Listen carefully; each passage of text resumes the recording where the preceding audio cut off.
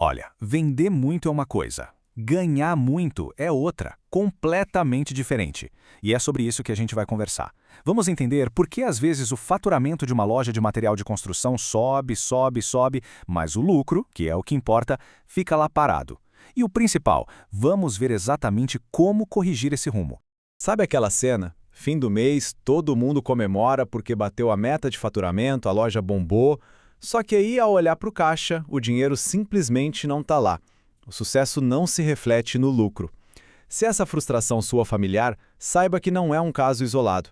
A boa notícia é que a solução, muitas vezes, está em olhar para o lugar certo. É que muita gente acaba procurando a resposta lá fora, né? Coloca a culpa no mercado, na concorrência. Mas, na maioria das vezes, o verdadeiro problema, e claro, a solução, está dentro de casa. É uma questão de ajustar o processo de vendas para transformá-lo numa verdadeira máquina de gerar lucro. E o primeiro passo para isso é uma mudança de mentalidade. É algo conceitual, sim, mas é a base de tudo. A gente precisa reprogramar o jeito de pensar da equipe inteira. Sabe aquele ditado? Faturamento é vaidade, mas o lucro? Ah, o lucro é sanidade. Pensa bem, a maioria das equipes de vendas ganha bônus por quê? Por bater meta de faturamento, certo? Pois é. Esse é um erro clássico que, sem a gente perceber, vai drenando a lucratividade. A correção é surpreendentemente simples. É treinar a equipe para, depois de cada venda, fazer uma perguntinha básica. Ok, vendi, mas quanto sobrou para a loja de verdade? Essa única pergunta já vira a chave. O foco sai do volume e vai direto para a margem.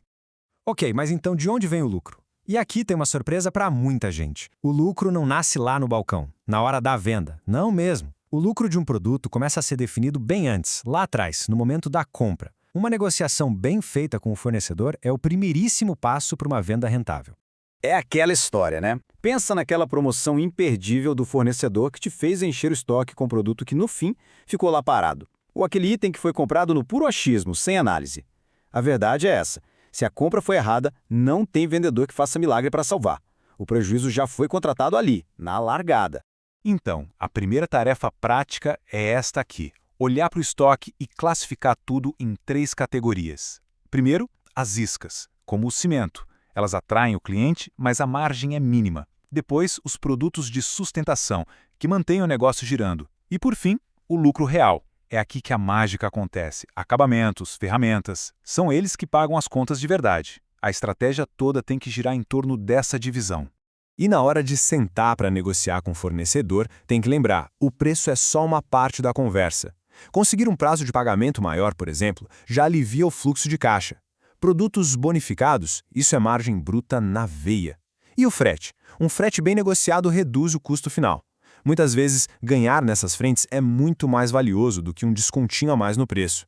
Beleza, compramos bem, o estoque está inteligente, agora sim, é hora de ir para o balcão. E aqui a gente precisa mudar o mindset de novo. O objetivo não é mais só tirar pedido. A venda vira um jogo de estratégia. Cada conversa com o cliente é uma nova oportunidade de aumentar margem.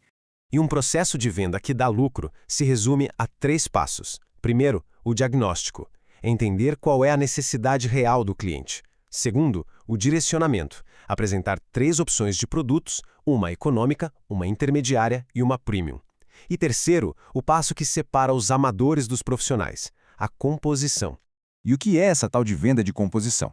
É bem simples. Nenhum produto de construção é usado sozinho, certo? Quem leva piso vai precisar de argamassa e rejunte. Quem compra tijolo precisa de cimento.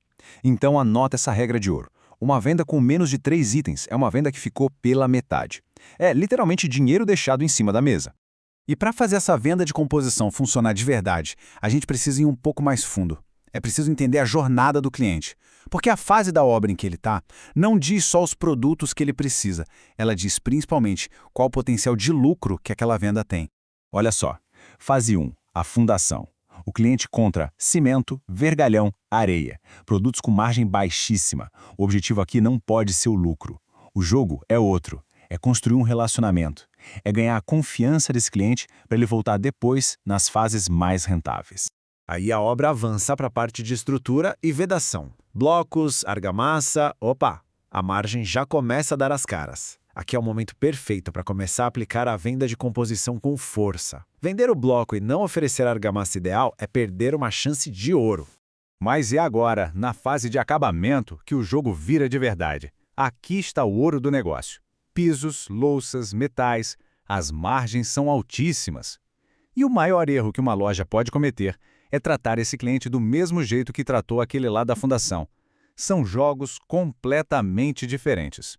Ok, então a gente já tem a estratégia de compra e a de venda. Mas estratégia no papel é só um desejo, né? Como a gente garante que essa teoria toda está virando lucro de verdade no dia a dia? A resposta é uma só: gestão diária. Aquela máxima é verdadeira. O que não se mede, não se gerencia. Então, este é o painel de controle mínimo que todo gestor tem que olhar, todo santo dia. Não é só faturamento. É para olhar a margem média, o ticket médio, quantos itens estão saindo por venda e, especialmente, qual a porcentagem de vendas que saem com produtos complementares.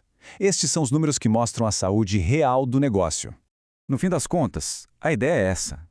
Vender mais a qualquer custo só para bater meta de faturamento constrói um negócio frágil. Agora, vender melhor com estratégia e foco na margem, isso sim constrói um negócio sólido que dá lucro de verdade. E essa escolha é da gestão. Essa frase aqui resume tudo. Se o faturamento da loja está crescendo, mas o lucro não acompanha, pode parar de culpar a crise ou a concorrência. O problema e a solução está no processo. E a melhor parte disso, o processo está 100% sob nosso controle.